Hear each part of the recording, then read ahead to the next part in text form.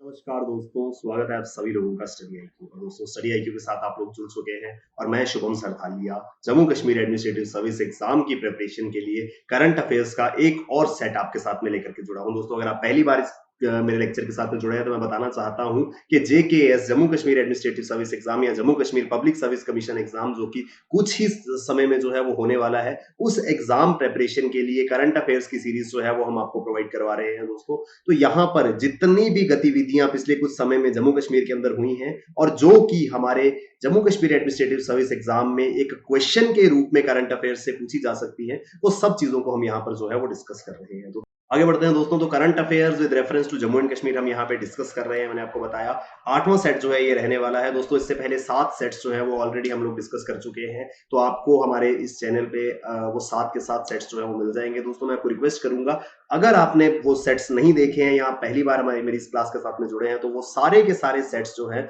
वो आपको यहाँ पे मिल जाएंगे। उन सभी सेट्स को गो थ्रू कीजिए, क्योंकि हर एक सेट में हमने कोशिश करी है 3 से 4 करंट अफेयर्स के टॉपिक्स को कवर करने की। तो over the period of time जब आप इन सभी सेट्स को गो थ्रू करते जाएंगे तो काफी सारी चीजें जो जम्मू कश्मीर के करंट अफेयर्स के संबंध में इंपॉर्टेंट है वो हमारी क्लियर होती जाएंगी। तो दोस्तों सभी सेट्स के साथ में जरूर जुड़े। दोस्तों मैं रिक्वेस्ट करूंगा इन वीडियोस को ज्यादा से ज्यादा लाइक करें, शेयर करें, कमेंट करें, और सो दैट ज्यादा से ज्यादा लोग जो है वो इन क्लासेस के साथ में इन लेक्चर्स का जो है वो बेनिफिट ले सके। दोस्तों आगे बढ़ने से पहले मैं आपको बताना चाहता हूं, Jammu Kashmir administrative service exam या जेके पब्लिक सर्विस कमीशन एग्जाम, जेके पीएससी जिसे हम कहते हैं, उसकी आप लोग तैयारी कर रहे हैं। तो दोस्तों एक बेहतरीन स्मार्ट कोर्स आप लोगों के लिए जो है वो स्टडी आईक्यू पर अवेलेबल है। यहाँ पे आपको कंप्लीट प्रेपरेशन जो है वो इस एग्जाम के लिए करवाई जाएगी। संपूर्ण रूप से आपको तैयारी जो है वो Jammu Kashmir public service commission की करवाई जाएगी। आपको जो है अपनी प्रेपरेशन को बेहतरीन बनाने के लिए जरूर हमारे इस कोर्स के साथ में जुड़े। कैसे जुड़ सकते हैं दोस्तों? studyIQ.com या studyIQ के ऐप को डाउनलोड करके आप हमारे इस कोर्स के साथ में जो है वो एनरोल कर सकते हैं। चलिए दोस्तों शुरुआत करते हैं। आज का हमारा पहला न्यूज आर्टिकल बात करता है 6 district hospitals of Jammu and Kashmir wins Kayakalp award for their achievement in health sector. तो जम्मू कश्मीर के 6 अस्पताल ऐसे हैं जिन्हें हाल ही में कायाकल्प अवार्ड जो है वो मिला है। तो दोस्तों ये एक न्यूज आर्टिकल था, कायाकल्प अवार्ड जो है वो मिला है। तो भैया कायाकल्प अवार्ड जो है कहीं ना कहीं इंपॉर्टेंट हो जाता है। एग्जाम के अंदर ये पूछा जा सकता है कि भैया ये कायाकल्प अवार्ड क्या है। हमने इस तरीके से सवाल पहले भी देखे हैं। कोई भी इस तरीके का अवार्ड अगर जो है स्टेट पीसीएस में स्टेट के अंदर किसी को भी दिया जाता है तो एग्जाम के अंदर उसकी इंपॉर्टेंस जो है वो थोड़ी सी बढ़ जाती है। उसके बारे में बात करते हैं दोस्तों, आगे बढ़ते हैं। 6 district hospitals of Union Territory of Jammu and Kashmir won the Kayakalp Award for their achievements in health sector and secured the position in the best category 2019-20। तो भैया 2019-20 की श्रेणी में सर्वश्रेष्ठ अस्पतालों की श्रेणी में केंद्र शासित प्रदेश जम्मू कश्मीर के जो है 6 अस्पताल जो है वो शामिल है। दोस्तों इनको मिला है कायाकल्प अवार्ड। तो ये कायाकल्प अवार्ड जो है वो किसको दिया जाता है, क्या होता है, उसके बारे में हम लोग जो है वो बात कर लेते हैं। दोस्तों इस न्यूज आर्टिकल में कायाकल्प अवार्ड के बारे में जानना जो है वो इंपॉर्टेंट है। तो भैया क्या है ये कायाकल्प अवार्ड, क्या कहता है, इसके बारे में बात करते हैं। The award was instituted as a part of Swachh Bharat अभियान। तो स्वच्छ भारत अभियान के अंतर्गत, स्वच्छ भारत अभियान के एक भाग के रूप में जो है इस अवार्ड को जो है वो बनाया गया था। ठीक है जी, 15 मई 2015 को 2015 में इस अवार्ड को जो है वो बनाया गया था to recognize public health facilities that exhibit high level of cleanliness, hygiene and infection control measures. यानी कि कोई भी स्वास्थ्य संबंधित संस्थान, कोई भी ऐसा संस्थान जो स्वास्थ्य संबंधित सेवाएं प्रदान करता है, वहां पर स्वच्छता, साफ सफाई और किसी भी प्रकार के संक्रमण के नियंत्रण को करने के लिए जो है वो क्या कदम उठाए जाते हैं, उस आधार पर ये कायाकल्प अवार्ड जो है वो दिया जाता है। यानी कि कोई भी पब्लिक हेल्थ फैसिलिटी जो है, कोई भी ऐसा संस्थान जो कि स्वास्थ्य संबंधित गतिविधियों में कार्य करता है, कितना वो साफ है, कितना वो स्वच्छ है और कितना वो सक्षम है कि किसी भी प्रकार के संक्रमण को वहां पर फैलने से रोका जा सकता है, उस आधार पर कायाकल्प अवार्ड जो है वो किसी को भी दिया जाता है। तो ये कायाकल्प अवार्ड जो है वो हाल ही में जम्मू कश्मीर के 6 अस्पतालों को मिला है। यानी कि हाइजीन, क्लीनलीनेस और जो इन्फेक्शन जो है स्प्रेडिंग है उसको रोकने में जो भी अस्पताल बेहतरीन रहे होंगे उनको ये अवार्ड जो है वो मिला है। तो दोस्तों Kayakalp award was recently in news is given to, किनको दिया जाता है कायाकल्प अवार्ड, किन किन को दिया जाता है। तो दोस्तों ऑप्शन देखते हैं। पहला ऑप्शन कहता है government school with modern facilities. नहीं भैया जी, गवर्नमेंट स्कूल की तो हमने कहीं बात ही नहीं करी। दूसरा कहता है है वर्किंग ऑफ ग्राम पंचायत। नहीं जी, हमने ग्राम पंचायत को भी कहीं यहाँ पे डिस्कस नहीं करा। Departments offering online facilities for governance, भैया गवर्नेंस की या सरकारी किसी भी विभाग की यहाँ बात नहीं हुई। हमने बात करी पब्लिक हेल्थ इंस्टीट्यूट्स की, तो public health institutes with high level of cleanliness, वो सभी संस्थान जो स्वास्थ्य संबंधित सेवाएं प्रदान करते हैं, जिन्हें सरकार जो है वो नियंत्रित करती है। तो सरकार द्वारा संचालित स्वास्थ्य संबंधित सेवाएं प्रदान करने वाले संस्थान अगर उत्तम गुणवत्ता, उत्तम क्लीनलीनेस जिसे हम कहते हैं, स्वच्छता और साफ सफाई एवं किसी भी प्रकार के संक्रमण को नियंत्रित करने में सक्षम होती है, तो वो इस कायाकल्प अवार्ड के लिए हकदार जो है वो बन जाती है। तो कायाकल्प अवार्ड जो है वो हेल्थ रिलेटेड इंस्टीट्यूट्स को दिया जाता है, पब्लिक हेल्थ इंस्टीट्यूट्स को जो है वो दिया जाता है। आई होप दोस्तों, अगर कायाकल्प अवार्ड के बारे में सवाल हमको एग्जाम के अंदर आता है तो हम बता पाएंगे कि भैया स्वच्छ भारत मिशन के अंतर्गत ये अवार्ड जो है वो दिया जाता है, और किसी भी हॉस्पिटल या पब्लिक हेल्थ सेंटर को ये अवार्ड जो है वो मिलता है। दोस्तों, पहले न्यूज आर्टिकल के बाद हम दूसरे न्यूज आर्टिकल पे चलते हैं। दूसरा न्यूज आर्टिकल बात करता है मिशन ऑर्गेनिक डेवलपमेंट इनिशिएटिव।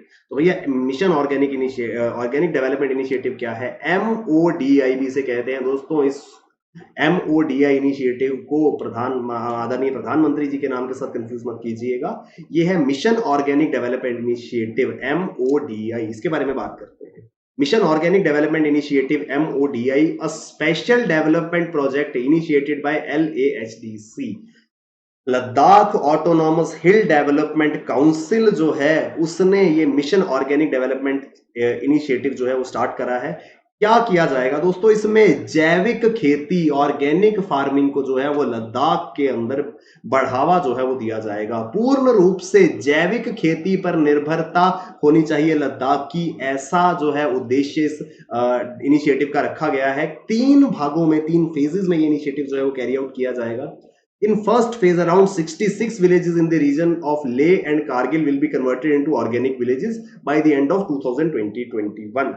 2021 के अंत तक लद्दाख के 66 गांव जो हैं उनको संपूर्ण रूप से जैविक गांव में बदला जाएगा। जैविक गांव में बदलने से मेरा अर्थ है कि वहां पे जो भी खेती होती है वो पूर्ण रूप से ऑर्गेनिक होनी चाहिए, जैविक होनी चाहिए। ये फर्स्ट फेज का जो है वो उद्देश्य है। तो ओवरव्यू में बात करते हैं भैया, लद्दाख के अंदर ऑर्गेनिक फार्मिंग, जैविक खेतीबाड़ी को बढ़ावा देने के लिए ये मिशन ऑर्गेनिक डेवलपमेंट इनिशिएटिव जो है वो चलाया गया है।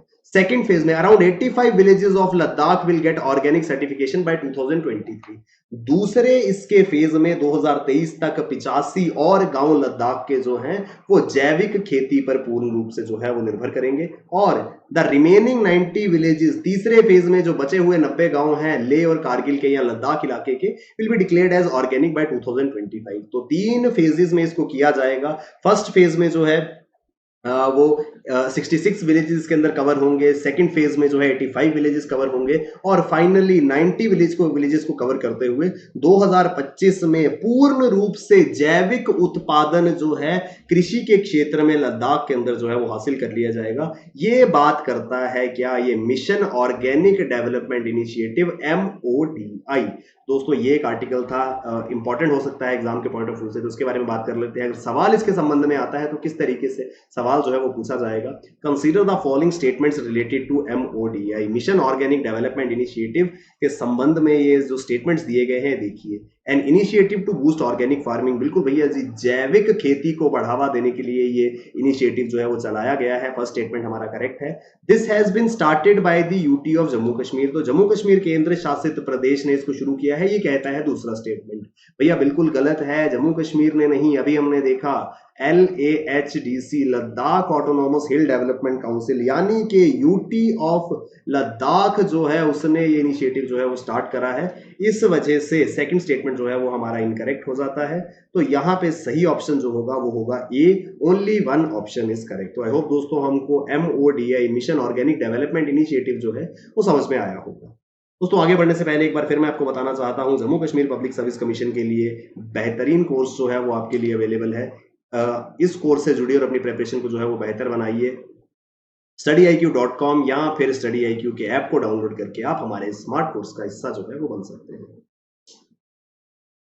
तीसरे न्यूज आर्टिकल पे चलते हैं दोस्तों। ये कहता है मैकेडमाइजेशन प्रोग्राम इन जेएनके। जेएनके के अंदर मैकेडमाइजेशन प्रोग्राम जो है वो लॉन्च किया जाएगा। क्या है ये मैकेडमाइजेशन प्रोग्राम, इसके बारे में जो है वो थोड़ी सी बात कर लेते हैं। The government of Jammu and Kashmir launched the macadamization programme to improve the roads across Jammu and Kashmir. तो जम्मू कश्मीर के अंदर सड़कों को बेहतर बनाने के लिए ये मैकेडमाइजेशन प्रोग्राम जो है वो जम्मू कश्मीर के अंदर लॉन्च किया गया है। The programme covers 100% macadamization of all the roads along 11,000 kilometre of fair weather roads. Jammu Kashmir के अंदर सभी सड़कों को संपूर्ण रूप से जो है मैकेडमाइजेशन उनका करने के लिए, यानी कि पूर्ण रूप से हर मौसम में उन सड़कों का इस्तेमाल हो सके, ऐसा उनको बनाने का ये इनिशिएटिव जो है ये लॉन्च किया गया है। इसे कहा गया है मैकेडमाइजेशन प्रोग्राम। तो मैकेडमाइजेशन प्रोग्राम जो है वो किससे संबंध रखता है? जम्मू कश्मीर में रोड डेवलपमेंट से, सड़कों के विकास के संबंध में ये मैकेडमाइजेशन प्रोग्राम जो है वो लॉन्च किया गया है। ये कहता है कि जम्मू कश्मीर के अंदर मौजूद पूरा रोड नेटवर्क जो है, चाहे वो नेशनल हाईवे का हो, स्टेट हाईवेज का हो या ग्राम सड़क योजना के अंतर्गत बनाई गई सड़कें हो, सभी पूरा 11,000 किलोमीटर का जो रोड नेटवर्क है जम्मू कश्मीर का, उसको संपूर्ण रूप से हर मौसम में इस्तेमाल करने के लायक बनाया जाएगा। ये है मैकेडमाइजेशन प्रोग्राम। तो दोस्तों मैकेडमाइजेशन प्रोग्राम के ओवरव्यू मैंने आपको दिया है। सवाल अगर आता है, डायरेक्ट सवाल अगर पूछा जाता है, macadamization programme launched in J and K is related to, तो किससे संबंध रखता है ये मैकेडमाइजेशन प्रोग्राम जो हाल ही में जम्मू कश्मीर के अंदर लॉन्च किया गया है? ऑप्शंस कहते हैं हॉस्पिटल डेवलपमेंट नहीं भैया, स्किल डेवलपमेंट जी नहीं, गवर्नमेंट स्कूल रेनोवेशन नहीं भैया, स्कूल की तो कोई बात नहीं करी है।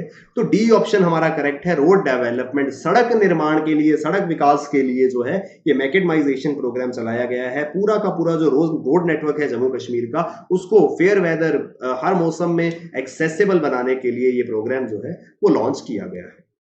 ये है हमारा तीसरा आर्टिकल। दोस्तों आगे बढ़ते हैं चौथे न्यूज आर्टिकल की ओर। इरादा campaign in Jammu and Kashmir. Jammu Kashmir के अंदर एक इरादा कैंपेन जो है वो चलाया गया है। क्या है भैया ये इरादा कैंपेन, इसको देख लेते हैं। The Jammu and Kashmir administration launched Irada campaign to include eligible left out beneficiaries who have not yet been enrolled to receive the financial assistance benefits under social welfare schemes, which includes old age pension, widow and handicap scheme।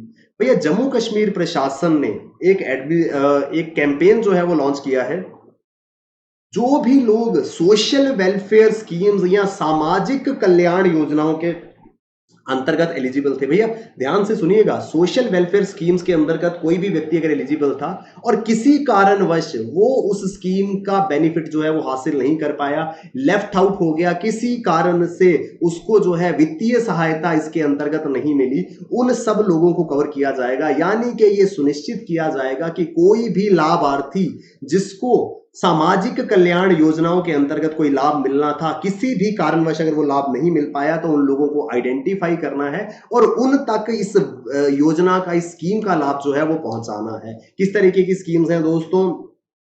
बुढ़ापा pension जिसे हम कहते हैं, old age pension, वृद्धावस्था pension जिसे हम कहते हैं, विधवा पेंशन होती है, विकलांग पेंशन होती है, तो चाहे ओल्ड एज पेंशन हो, विडो स्कीम्स हो या फिर हैंडीकैप स्कीम्स हो, कोई भी लाभार्थी, कोई भी इलिजिबल बेनिफिशियरी जो कि जिसको ये स्कीम का लाभ जो है वो मिलना चाहिए था, किसी भी कारणवश अगर वो नहीं उसको मिल पाया है, तो भैया जी उसको जो है ढूंढ करके इस कैंपेन के अंतर्गत उस योजना का लाभ जो है वो प्रोवाइड कराया जाएगा।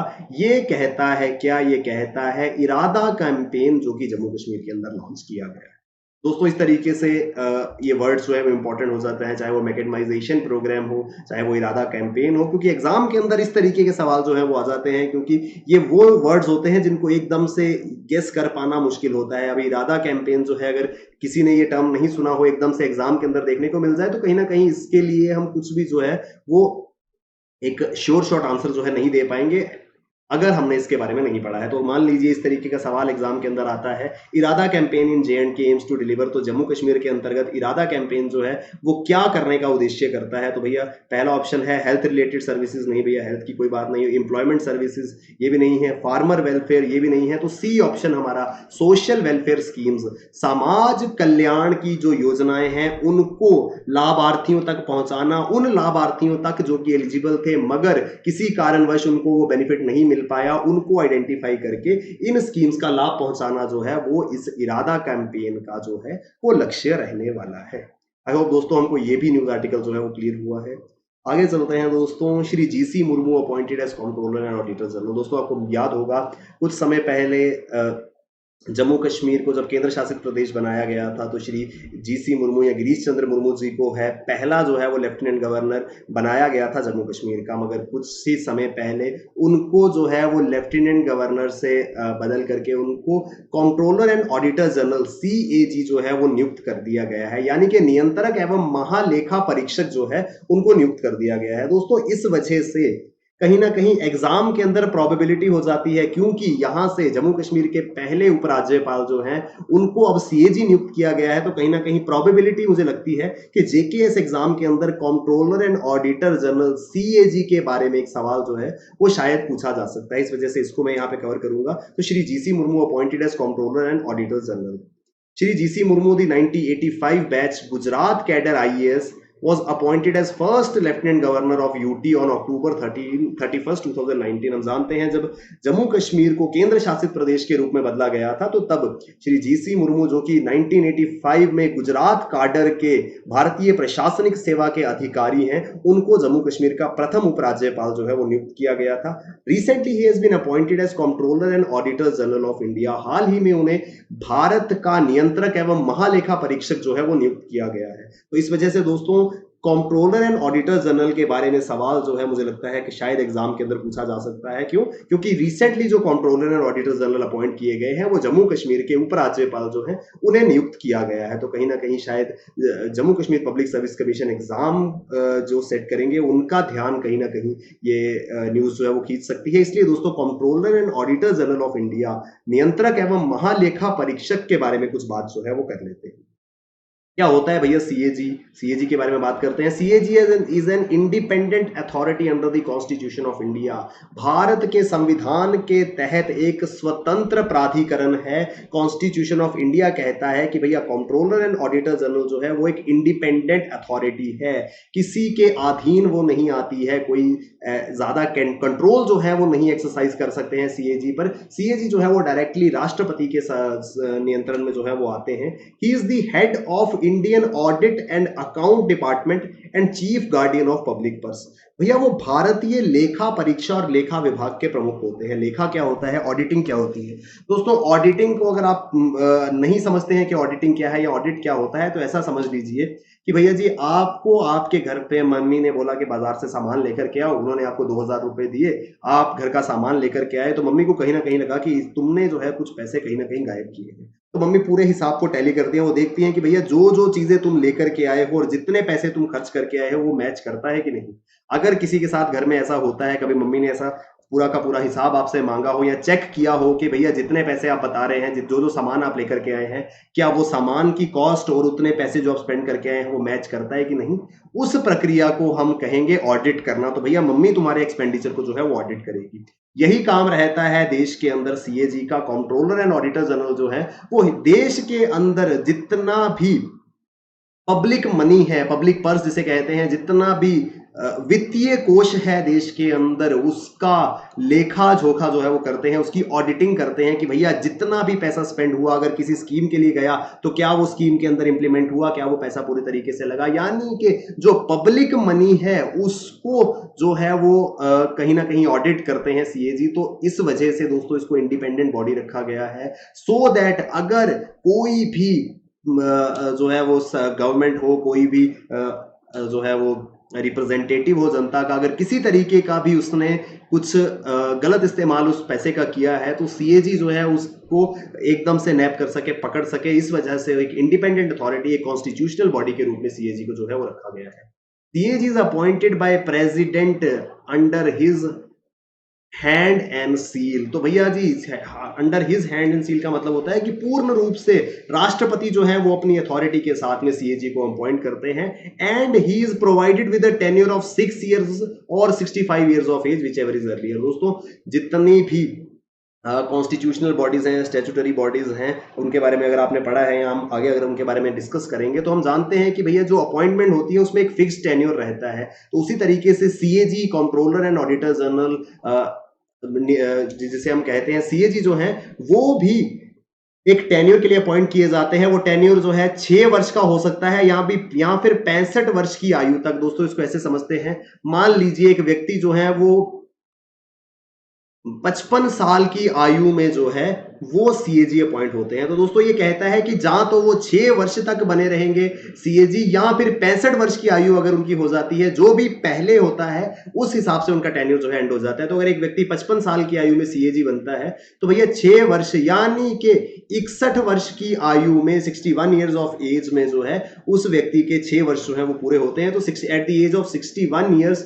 जो है उनको यहाँ पर जो है वो उनका टेन्योर जो है वो समाप्त हो जाएगा। क्योंकि प्रेसिडेंट जब अपॉइंट करते हैं तो वो दो इसमें कंडीशंस देते हैं कि जहां तो 6 वर्ष तक आप रह सकते हैं, या फिर अगर आपकी आयु 65 वर्ष हो जाती है, जो भी दोनों में पहले होगा उसको फॉलो किया जाएगा। एक दूसरा एग्जाम्पल लेते हैं, मान लीजिए कोई व्यक्ति जो है वो 62 वर्ष की आयु में जो है वो सीएजी बनते हैं। तो भैया 62 वर्ष की आयु के हिसाब से 3 साल बाद आफ्टर 3 ईयर्स जो है वो उनकी एज जो है वो 65 ईयर्स हो जाएगी। यानी कि 3 साल के काल के बाद उनका टेन्योर जो है वो समाप्त हो जाएगा। वो उस समय ये नहीं कह सकते कि नहीं भैया मुझे 62 में बनाया था, मैं तो पूरे 6 साल के लिए करूंगा, मैं 68 में जो है वो टेन्योर एंड करूंगा। ऐसा नहीं होगा, दोनों कंडीशन में से जो पहले हो जाएगा उसको फॉलो किया जाएगा। CAG can be removed by the president only in accordance with the procedure mentioned in the constitution. That is the same manner as the removal of Supreme Court judge. दोस्तों एक सिक्योरिटी ऑफ टेन्योर, कहीं ना कहीं आप जानते हैं जब auditing करनी है भैया, लेखा जोखा देखना है सीएजी ने, तो कहीं ना कहीं एक डर जो है वो हो सकता है कि भैया अगर रूलिंग पार्टी जो सरकार इस समय पावर में है उनसे अगर कुछ गलती हुई है तो सीएजी अगर उसको गलती को जो है वो आइडेंटिफाई करेंगे तो कहीं ना कहीं सरकार जो है वो सीएजी को कोई नुकसान पहुंचाने की कोशिश ना करे, तो कोई दबाव किसी प्रकार का सीएजी पे ना बनाया जा सके। इस वजह से सिक्योरिटी ऑफ टेन्योर उनको दिया जाता है, इंडिपेंडेंट उनको रखा गया है। सिक्योरिटी ऑफ टेन्योर से ये हमारा अर्थ है कि अगर सीएजी को रिमूव करना है तो ऐसा नहीं है भैया कि जो सरकार जो है वो पावर में है तो वो एकदम से आर्बिट्रेरीली उनको रिमूव कर देगी। सीएजी को रिमूव करने के लिए एक प्रॉपर प्रक्रिया जो है, एक कंप्लीट प्रोसेस जो है उसे फॉलो किया जाता है। और जिस तरीके से सर्वोच्च न्यायालय के न्यायाधीश यानी कि सुप्रीम कोर्ट के किसी भी जज को रिमूव किया जा सकता है, सेम वही प्रोसीजर जो है वो सीएजी के रिमूवल के लिए भी इस्तेमाल जो है वो किया जाता है। उसके बाद he is ineligible to hold any other office either under government of India और any other state once he retires और resigns as CAG.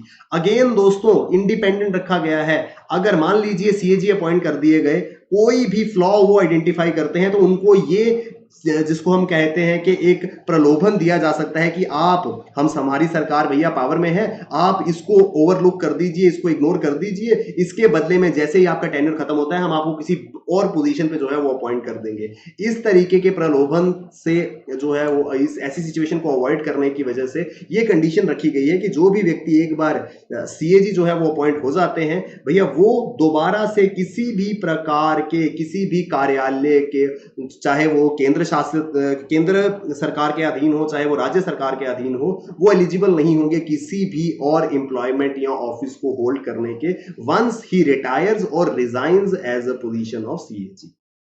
The administrative expenses of CAG, including the salaries, allowances, and pensions, are charged upon the consolidated fund of India that is not subjected to vote. दोस्तों आप जानते हैं किसी भी प्रकार का expenditure अगर होता है तो भैया जी उसको पार्लियामेंट के अंदर सब्जेक्ट टू वोट किया जाता है। अगर बजट भी पारित होता है तो भैया बजट को भी जो है वोट किया जाता है कि इसको बजट को पास करना है, या कोई भी किसी भी प्रकार का अगर एक्सपेंडिचर होता है। लेकिन जितने भी एक्सपेंडिचर जो कि which are charged upon the consolidated fund of India they are not subjected to vote. यहां पर भी एक सॉर्ट ऑफ इंडिपेंडेंस जो है वो सीएजी को प्रदान की गई है। अगर सीएजी की सैलरीज, अलाउंसेस या पर्क्स जो हैं उनको सब्जेक्ट टू वोट किया जाएगा, यानी कि पार्लियामेंट के अंदर उस पे वोट डाले जाएंगे, तो शायद कोई व्यक्ति उस चीज को जो है वो मिसयूज कर सकता है कि हाँ सीएजी जो है उनको इन्फ्लुएंस किया जा सकता है कि भैया अगर आपने कोई एक्शन लिया तो आपको जो सैलरीज मिलती हैं, जो अलाउंसेस हैं, उसके अगेंस्ट हम वोट कर देंगे। तो ऐसी स्थिति ना बने, इस वजह से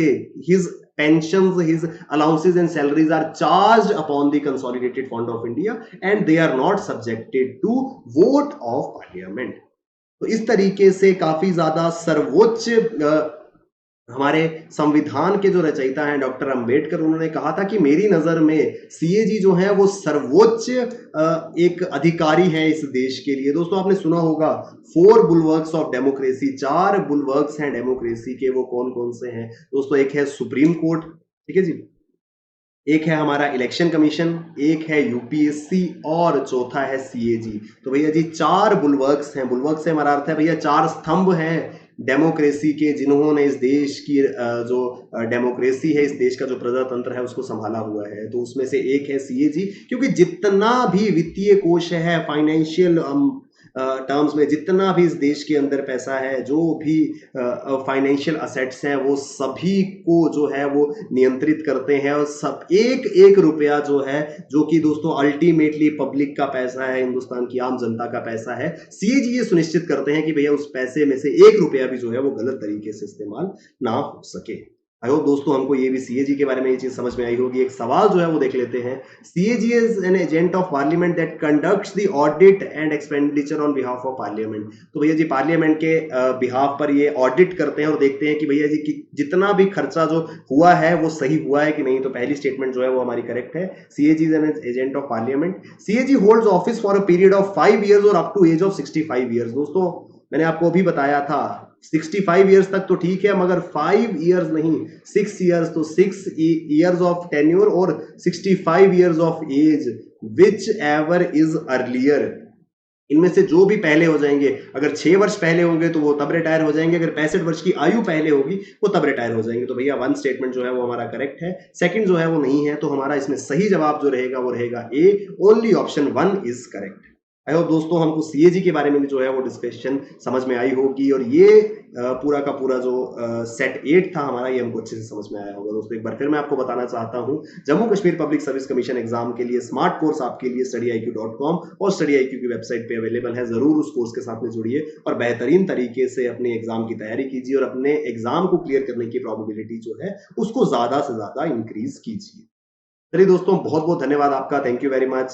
आई hope this entire lecture series which we are bringing for you turns out to be beneficial for you. मैं उम्मीद करता हूं कि भैया ये जो लेक्चर सीरीज हम आपके लिए लेकर के आ रहे हैं ये आपके लिए लाभकारी साबित हो, और एग्जाम के अंदर इस लेक्चर सीरीज के आधार पर आप अच्छे से करंट अफेयर संबंधित सवालों के जवाब जो है वो दे पाए। चलिए दोस्तों बहुत बहुत धन्यवाद, keep working hard, all the best, bye bye, take care, जय हिंद।